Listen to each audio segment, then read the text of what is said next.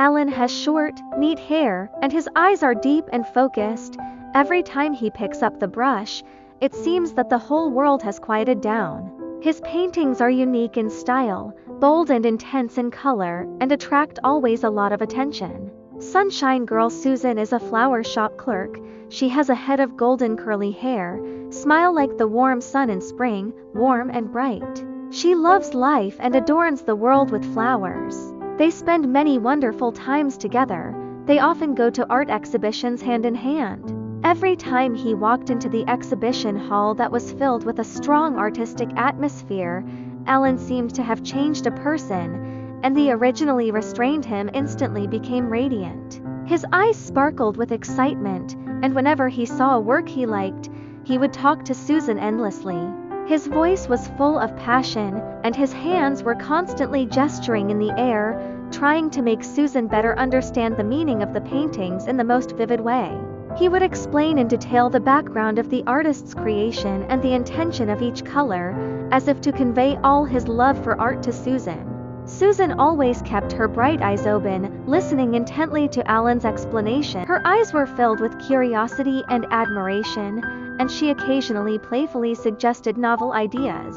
Those thoughts were like a pebble thrown into a calm lake. The two strolled through the exhibition hall while communicating, and laughter echoed throughout the exhibition hall. On a moonlit night, Alan sat alone in his studio. The moonlight outside the window gently shines on the canvas, as if it is covered with a layer of silver. He sat quietly in front of the easel, his vision for the future and his infinite pursuit of art emerged in his mind. Those beautiful fantasies flashed through his mind like movies, and inspiration poured out like a spring. He couldn't wait to pick up the paintbrush and started swinging it on the canvas. Time passed quietly in his dedicated creation, and after several days and nights of hard work, he finally completed a painting that perfectly expressed his inner world.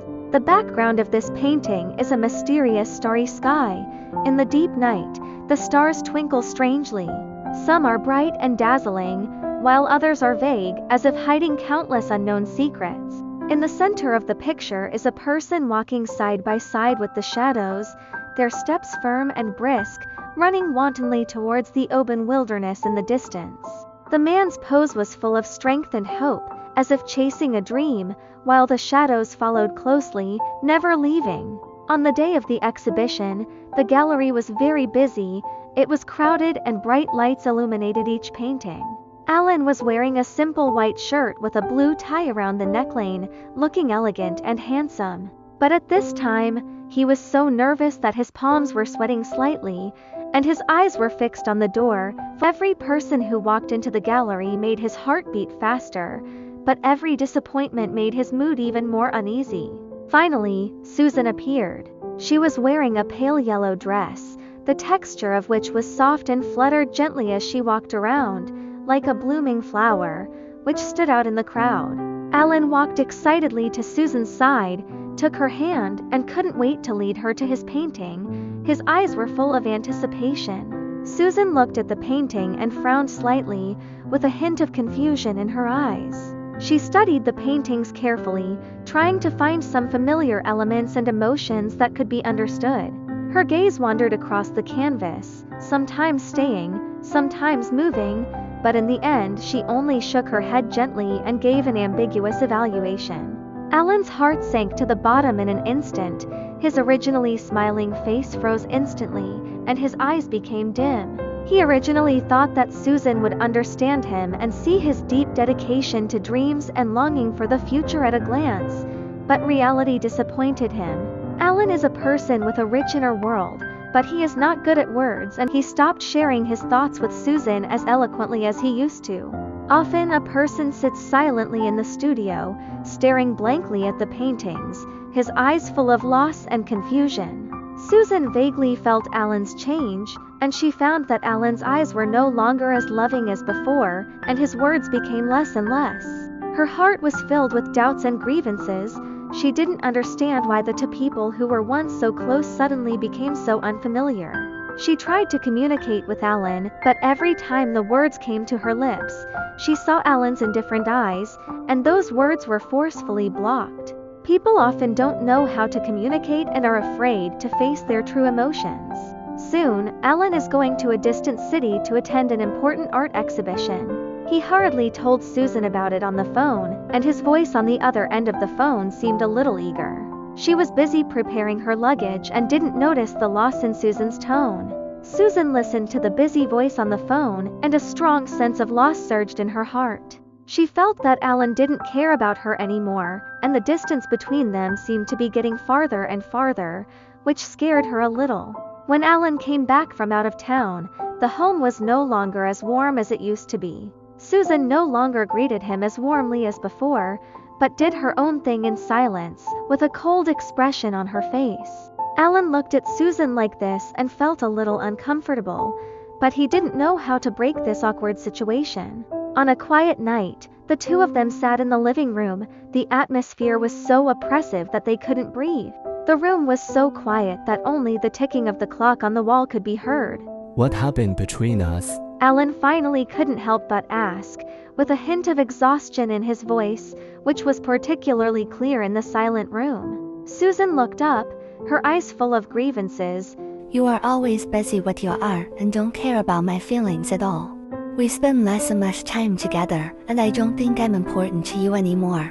The more she spoke, the more excited she became, and her voice was choked up, and her whole person became worried about gains and losses. When Alan heard Susan's words, he felt a pang of distress. He felt that he was running around alone, working hard for his dreams, but his hard work was not appreciated by Susan. His mind went blank.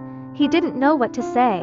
He just stared blankly ahead, his eyes filled with helplessness. The silence at this time was deafening, as if countless hands were pulling at their hearts. After a long time, Susan quietly packed her luggage. Her movements were very slow. She glanced at Alan, her eyes full of disappointment, and then rushed out the door. Alan sat dumbfounded on the sofa, looking at the empty room, full of remorse and pain.